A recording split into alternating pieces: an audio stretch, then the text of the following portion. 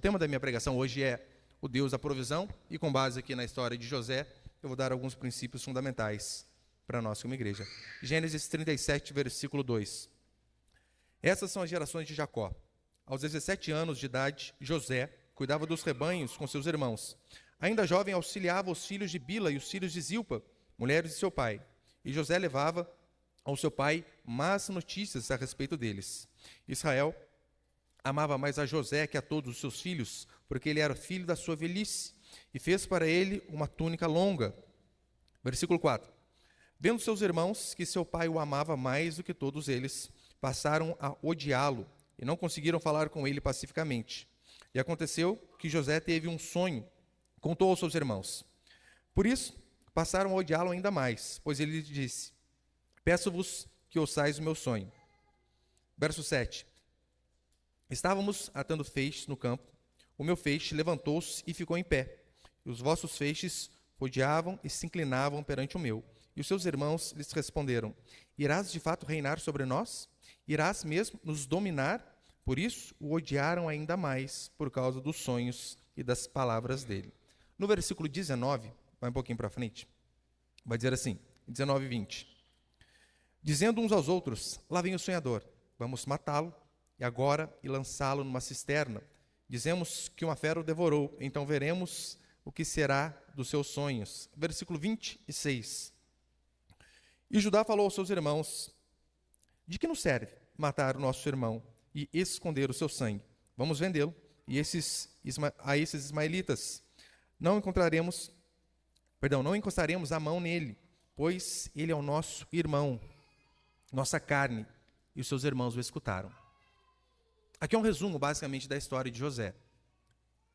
Seus irmãos o odiavam, e aquele que tinha menos ódio, ao invés de querer matá-lo, disse: vamos fazer dinheiro com ele, vamos vendê-lo, assim a gente não coloca a mão nele. A história de José, ela fala de propósitos, mas ela vai falar também da provisão de Deus em situações inimagináveis. Como Deus arquiteta todas as coisas, onde o conhecimento humano não consegue compreender, não consegue acompanhar, mas mesmo assim Deus do andar de cima tem os seus planos. Perguntas que estiveram durante anos na minha mente, que eu tenho certeza que também já perambularam a mente de vocês, são perguntas como: se Deus de fato nos ama, por que sofremos? Por que passamos por angústias, problemas, dificuldades? Porque as coisas boas acontecem com pessoas más, enquanto que parece que o cristão tenta fazer o certo e a vida dele vai de mal a pior. Nós nos esforçamos para sermos retos, honestos e justos, e às vezes demoramos para conseguir algo, para prosperar, mas o fulano do lado é imoral, faz tudo de errado, e ainda assim a vida dele parece que só avança, porque os bons andam por estradas espinhosas, e aqueles que semeiam a violência parecem andar por tapetes aveludados. São indagações que por vezes nós temos. Não conseguimos entender esta lógica da vida. Crente fiel passa por sofrimento? Claro que passa. Jesus, ele nos alertou, ele deixou bem claro: no mundo tereis aflições. Não é uma suposição, ou algo que pode acontecer, é uma certeza. No mundo nós teremos aflições. Por ser fiel a Deus, nós vemos que José foi prejudicado diante dos homens. Sendo fiel ao Deus que o guardava, ao Deus a qual ele servia, justamente por conta de sua fidelidade ele sofreu. Enquanto muitos homens que eram desonestos acabavam não sofrendo. E há basicamente dois tipos de sofrimento: aquele sofrimento que acontece por conta de desobediência, isso todos nós passamos. Se você faz algo errado, se você é rebelde, se você é desobediente a Deus, pode ter certeza, isso vai trazer consequências para a sua vida. Mas também há o sofrimento por conta da obediência. É você se posicionar como um cristão genuíno de fato, e a possibilidade de você ser perseguido no seu trabalho, de você passar por problemas na sua família e na sociedade num todo, é enorme. Qual que é a diferença, pastor? Então, a diferença básica é a seguinte: a desobediência, a consequência do pecado, o sofrimento por conta da desobediência, ele não passa até que você resolva. Seja uma rebeldia, seja mentira, seja uma desonestidade. As consequências vão cessar quando você se arrepender, pedir perdão e resolver mudar. É isso que você e eu precisamos fazer. Reconhecer nosso pecado, nos humilharmos e pedirmos perdão. Agora, o sofrimento em decorrência da obediência, ele é para uma causa maior. Como a própria Escritura vai dizer sobre Jesus Cristo em Hebreus. Embora sendo filho, aprendeu a obediência por meio das coisas que sofreu. Então nós veremos que se estamos sendo fiéis a Deus, e mesmo assim, coisas ruins estão acontecendo conosco, até nessas coisas ruins há um propósito. Ainda que nós não entendamos no momento. Pode ter certeza, talvez semanas, meses ou até anos depois, você vai entender. Independente do sofrimento, uma coisa de fato, nós sabemos. Deus ele está no controle de todas as coisas. Portanto, toda angústia, toda luta, todo sofrimento, como diz Romanos 8, vão cooperar de alguma forma para o nosso bem. Pode não ser para o seu ego, para as suas próprias vontades, mas vão cooperar para o seu bem. Porque não é isso que Deus vai falar através da boca de Isaías? Os meus pensamentos são mais altos que os seus pensamentos. E é claro, eu não quero falar aqui só de sofrimento, claro que não. Mas eu quero reanimar a cada um de vocês, dizendo que o nosso Deus, ele continua agindo de forma sobrenatural, mesmo em vidas, em circunstâncias que são totalmente desfavoráveis, sofridas e difíceis. Porque a tendência é, devido ao sofrimento constante, nos desanimarmos. E a primeira coisa que nós desanimamos é de Deus. Começamos a passar angústia com os filhos, casamento, finanças. Não vou mais à igreja. Ficamos bravos com aquele que justamente pode nos ajudar. Com aquele que pode, de fato, mudar a minha e a sua história. Portanto, noites escuras e manhãs cheias de luz fazem parte da vida do cristão. O sofrimento, ainda que ele seja grande em nossa vida, todo ele tem um propósito. Se muitos enfatizam só a bênção de Deus, nós não podemos ir para outro extremo e ficar o tempo todo falando sobre juízo, juízo, juízo. Ó, Deus vai te pegar na curva, hein? Cuidado, cuidado, cuidado. Não podemos ser aqueles cristãos bravos que até para falar que Deus é amor, fala rilhando os dentes. Vemos aqui na história de José que, de fato, ele foi alguém fiel, fiel a Deus, fiel aos seus pais. Isso aqui é de suma importância também. E se você reparar bem na história dele, há uma enorme semelhança com a história de Jesus Cristo. Você consegue fazer este paralelo, por exemplo, ele foi amado pelo seu pai e invejado por seus irmãos. A exemplo do nosso Senhor. Ele foi vendido. A diferença é que Jesus Cristo foi vendido por 30 moedas e José um pouco mais barato, por 20. Ele desceu ao Egito em tempos de prova. Ele foi perseguido de forma injusta, assim como Jesus Cristo foi. Foi abandonado pelos seus amigos, mas também foi exaltado depois da aflição, assim como aconteceu com o nosso Senhor. E não só isso, se tornou o Salvador de seu povo, a exemplo de Jesus Cristo, nosso Senhor. Portanto, a vida de José ensina a mim e a você muitas lições preciosas. Eu quero passar algumas aqui. A primeira é a seguinte. Primeiro, Deus está sempre conosco. Quando eu digo que Deus está sempre conosco, eu não estou dizendo que Deus vai nos livrar sempre do sofrimento. Que Deus vai fazer com que a nossa vida seja uma vida perene, tranquila, sem tribulações. Claro que não. Deus, na maioria das vezes, ele se mostra presente justamente no sofrimento, em todas as vezes. Não pense que na hora da angústia, na hora do sofrimento, Deus não estava ali, não, é justamente ali que Deus está. Por vezes nós que acabamos não percebendo. José, ele enfrentou a dor do desprezo de seus irmãos, do ódio das pessoas, e o texto é forte, né? Ele usa essa palavra, né? Ódio. Hoje em dia, qualquer coisinha que nós falamos é discurso de ódio. Agora aqui a palavra é explícita. Seus irmãos o odiavam, traíram a ele, por ele ser amado de seu pai e viver uma vida íntegra.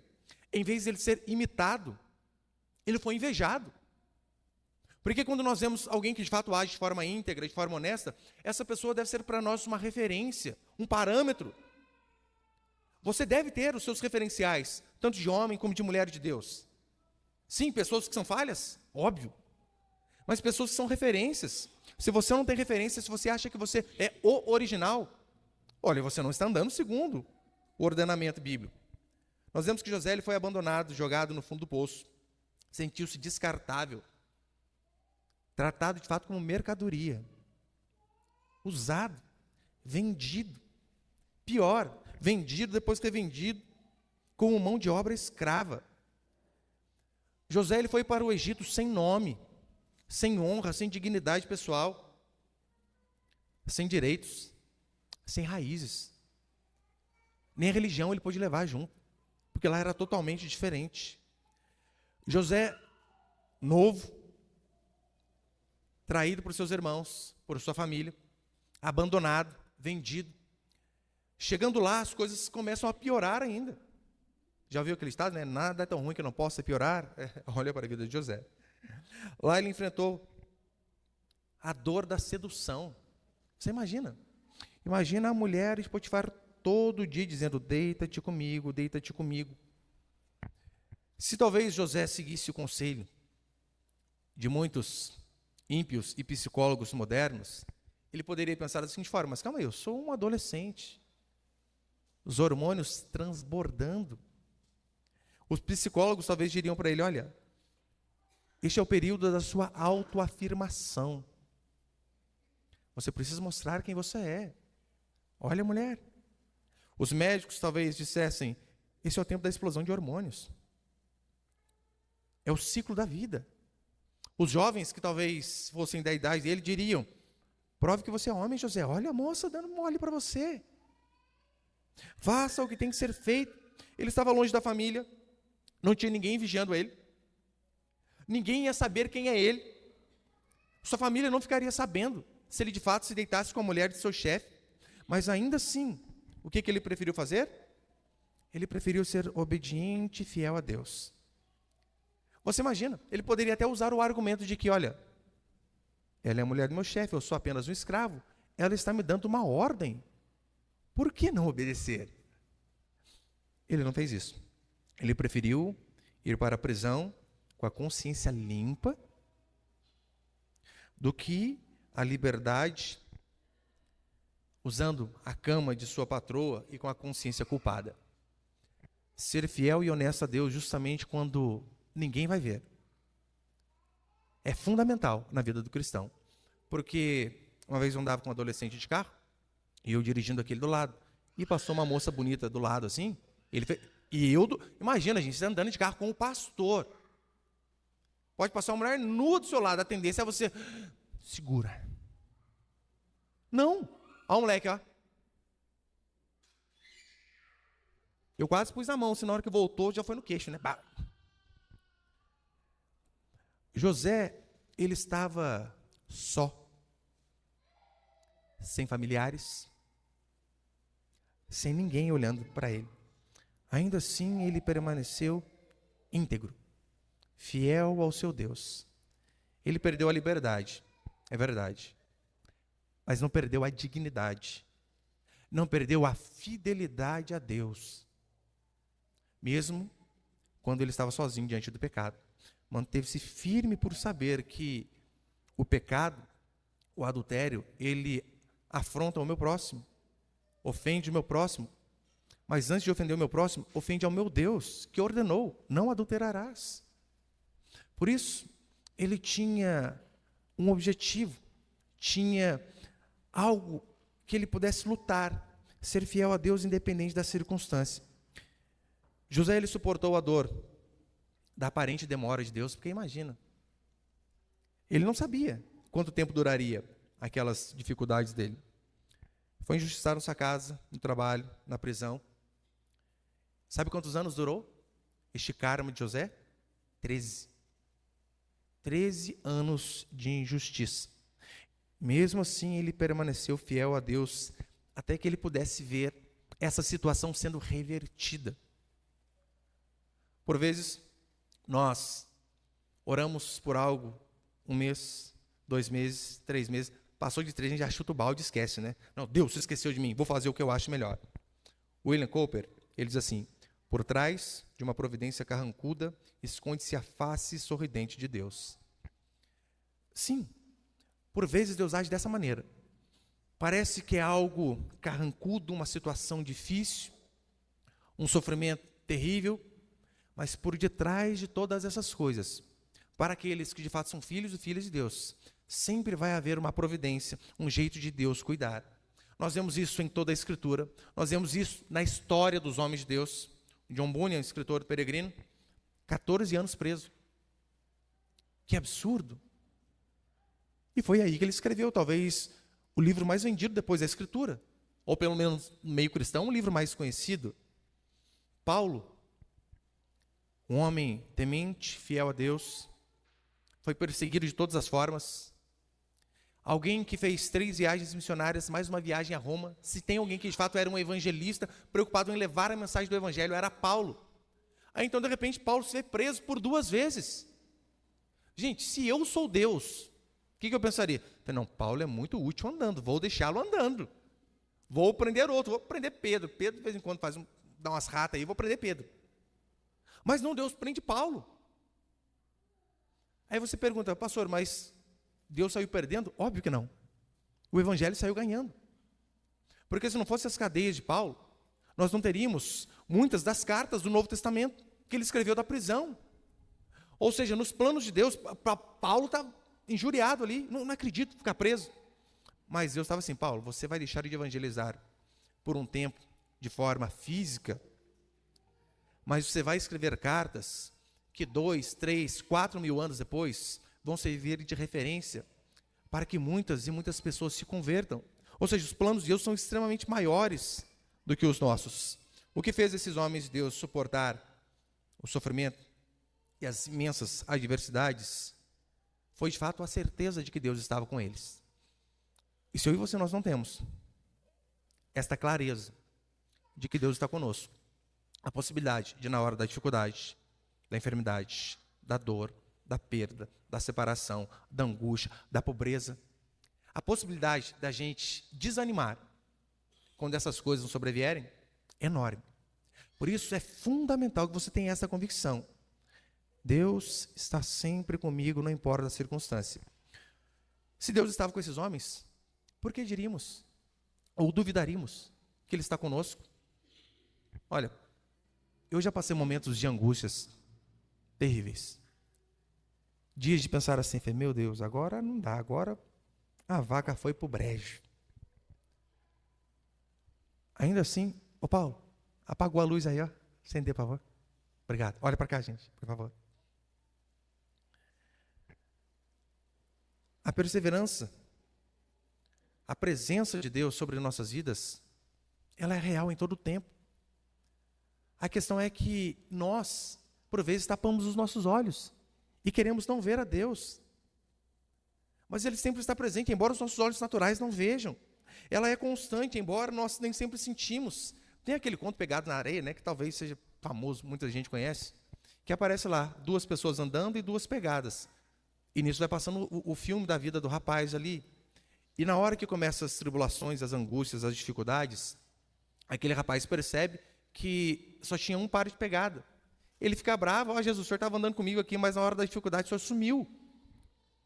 Aí Jesus responde para ele, não, meu filho, na hora da dificuldade eu estou aí no colo. Então aquele par de pegadas que sobrou eram os meus, com você no colo. Deus não desiste de mim e de você, não nos abandona.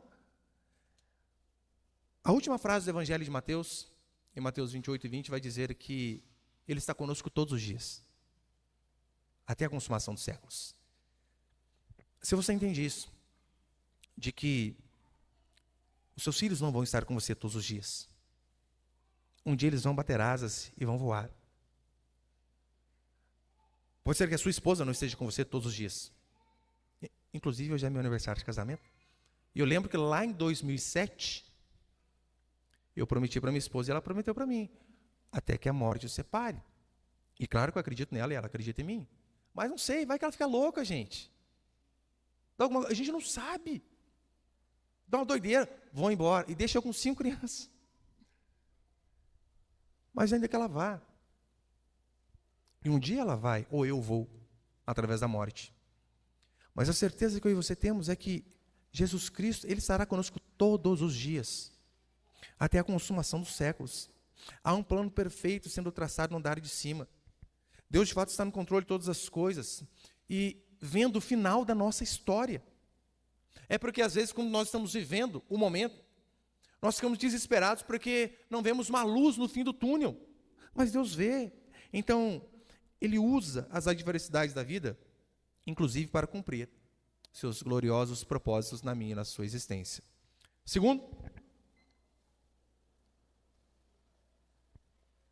princípio, Deus sempre intervém em favor de seus filhos.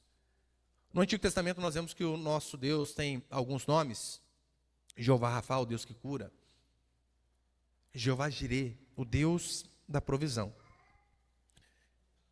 José vê esse Deus na vida dele em todas as circunstâncias. Deus provendo. Porque ele prospera na sua família, é vendido. Ele prospera no Egito, é vendido. Ele prospera na cadeia e é traído. Meu Deus do céu. Esse homem foi abandonado, e muito. Para que você vejamos que Deus não é uma ciência exata, como 2 e 2 são 4. Não. O nosso Deus, por vezes, Ele quebra algumas regras que são basilares no nosso mundo. Ele transforma a água em vinho. Ele consegue andar sobre as águas. Ele consegue tirar a água da rocha. Ele consegue mandar comida via pássaros. E se Deus proveu em situações inimagináveis como essas, por que Ele não poderia abrir uma porta de emprego para alguém que está precisando de um emprego? Por quê? Deus, Ele usou os 13 anos de sofrimento de José para que a sua família pudesse ter alimento, pudesse sobreviver na hora da angústia. Quantas vezes Deus não fez o seu povo ressurgir das cinzas? Não abriu portas miraculosas, onde o povo se via sem saída. Foi assim que aconteceu com o mar. O povo de Deus sendo perseguido, o faraó atrás, e de repente é o mar aqui e atrás do exército inimigo. Não tinha saída. E Deus abre. O problema nosso como cristãos é que nós vemos os feitos de Deus, vemos esses milagres, vemos às vezes os feitos de Deus na vida dos homens do passado, na vida de irmãos contemporâneos, mas não conseguimos crer que esse Deus pode agir na nossa vida. A gente vê um Deus grande na vida de Davi, na vida de Moisés, na vida de Pedro, na cadeia, mas não conseguimos ver que Deus ele pode fazer este milagre, essa provisão na nossa existência também. Tem um desenho antigo, os mais antigos aí devem lembrar. Lembra? Papaléguas? Coiote a vida inteira perseguindo ele. E toda vez o coiote perseguindo ele e sempre acabava se dando mal. E eu lembro de assistir um episódio onde, de fato, ele exprime ali o papaléguas na parede, num canto, e você vê, cara, não tem para onde fugir aqui. Aí eu pensei, até que enfim vai terminar, né? Aí entra a mão do editor, do diretor, faz uma porta, o papalégua sai e o coiote não pega ele. Eu sei que é só um desenho, mas o nosso Deus ele tem esse poder de entrar com essa mão onde não mais havia portas. Óbvio que tem. Ele pode todas as coisas. Talvez o erro de muitos cristãos seja justamente esse, não crer nisto. Qual provisão ou qual milagre você necessita que Deus já não tenha feito? Cita para mim. Pense. O que você pensa assim, ó, poxa Deus, meu filho converter. Deus já fez há centenas de milhares. Porta de emprego, aos montes. Curar. Deus, Senhor, meu problema é uma cura. A Bíblia tem vários. Aqui na igreja tem vários. O que você precisa que Deus já não fez? Olhe para alguns feitos de Deus. Eu gosto de olhar, por exemplo, o rei Ezequias, que diz a Escritura que o profeta chega nele e diz, põe tua casa em ordem que você vai morrer. Acabou. Aí então, Isaías começa a sair do palácio. Ezequias vira o rosto, chora amargamente e clama a Deus. O profeta nem tinha chegado na porta do palácio. Deus diz para ele, volta. Volta e diz ao rei que eu dei a ele mais 15 anos. Meu Deus. Se ele ouviu um clamor de um rei desesperado, por que não pode ouvir o meu e o seu? Por que ele não pode sustentar a minha e você no emprego? Por que ele não pode pegar o seu currículo lá no meio de milhares de currículos e selecionar você para uma vaga de emprego? A questão é, nós temos fé nesse Deus que de fato provê, como José teve, de que Deus estava com ele em todo momento? Isso é fundamental. Terceiro princípio, Deus é bom. Por que eu digo que Deus é bom? Porque por vezes você não vai entender Deus. Não vai. José não entendeu Deus, provavelmente inúmeras vezes. Mas ele não deixava de acreditar que Deus era bom. E fé é justamente isso. É você acreditar quando você não vê saída. No meio da tempestade, no meio da tribulação. Você acreditar que Deus vai te abençoar, sendo que você, com os seus olhos naturais, consegue ver o final do túnel, é fácil. E quando você não vê nada? É por isso que a Bíblia vai dizer que fé é a certeza das coisas que se esperam. E a convicção de fatos que se não veem. Uma vez eu lia uma história, eu não sei se é de fato verídico, ou se é apenas uma analogia, mas um tanto quanto interessante. O náufrago já estava há vários dias numa ilha.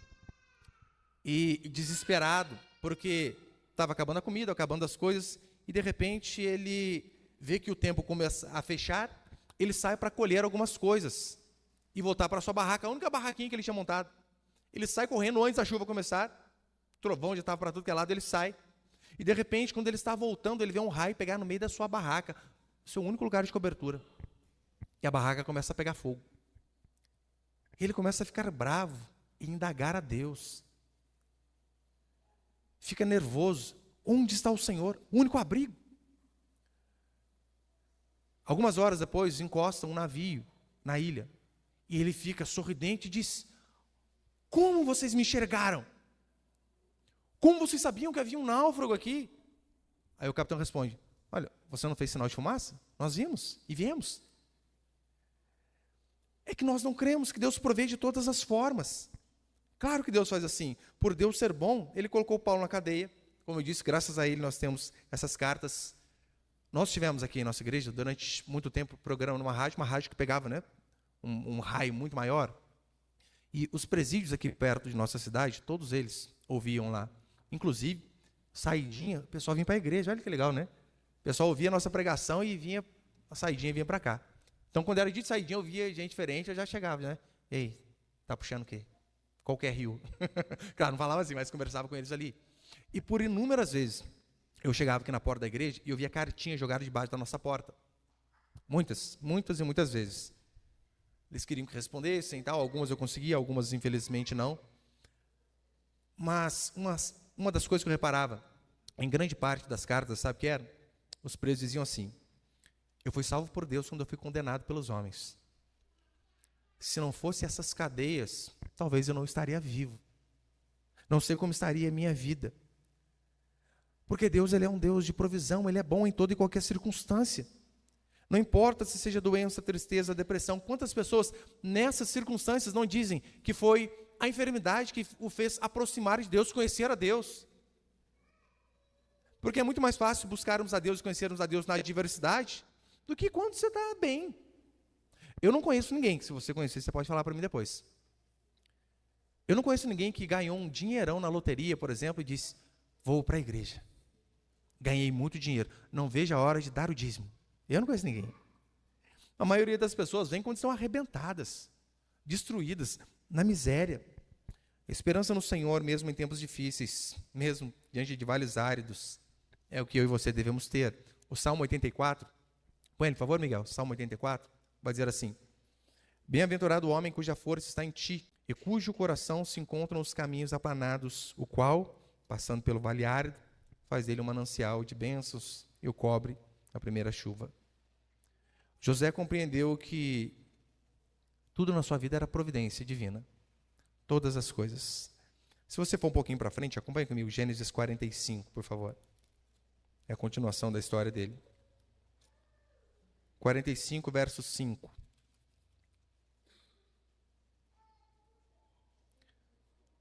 Olha o que ele vai dizer. Gênesis 45, 5.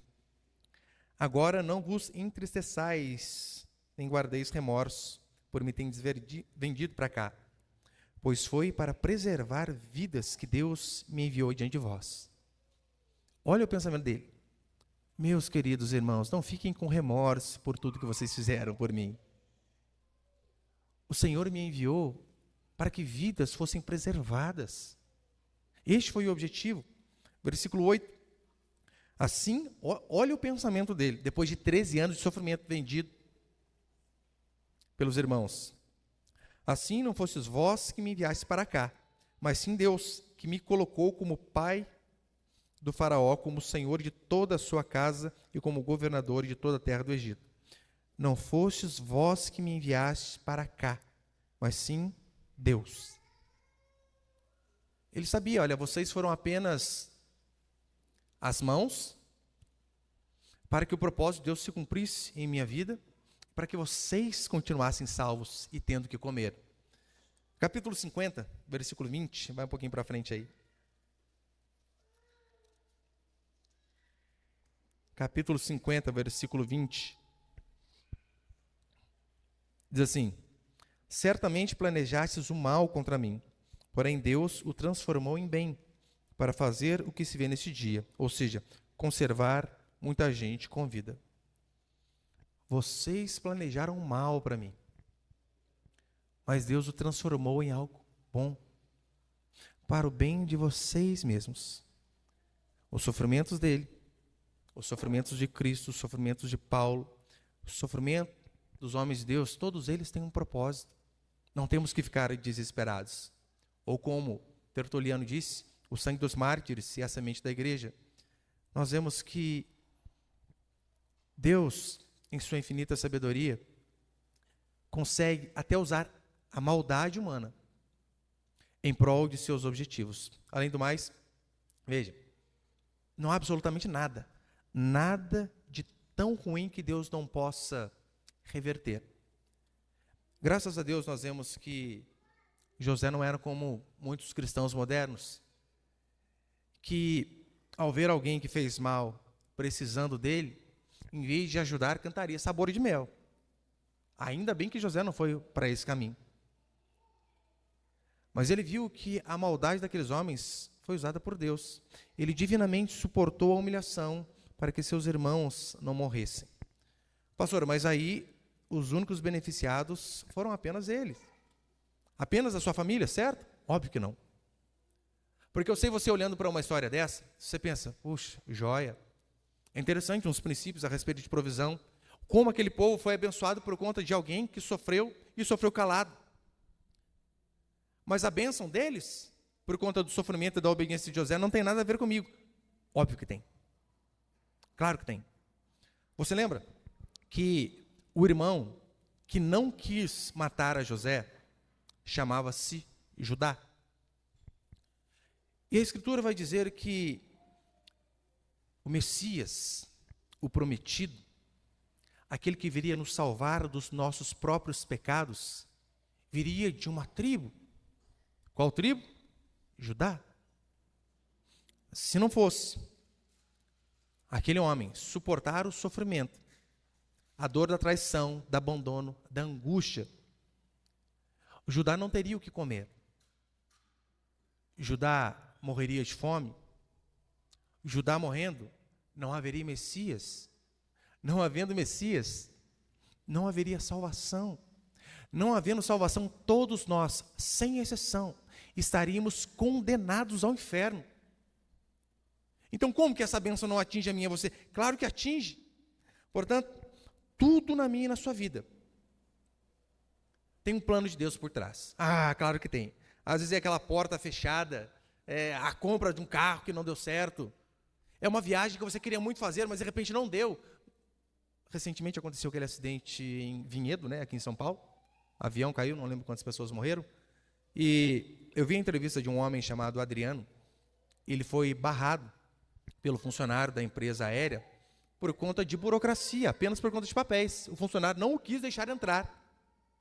Ele, injuriado, xingou o funcionário de tudo que a coisa podia xingar. Para pouco tempo depois, eles saberem que o avião caiu e todo mundo morreu. Aí aparece a repórter, filmando a ele, indo agradecer o funcionário por não tê-lo deixado embarcar. Você consegue ver que até essas coisas estão no controle do Senhor? A moça que foi embora, a porta de emprego fechada, nada disso é por acaso. Já estou encerrando.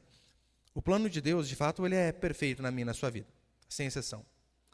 Não importa se nós temos andado por caminhos estreitos, por lugares espinhosos, se nós estamos obedecendo ao Senhor, até as angústias e frustrações vão servir para cooperar para o nosso bem, como diz a Escritura. Não interessa a circunstância.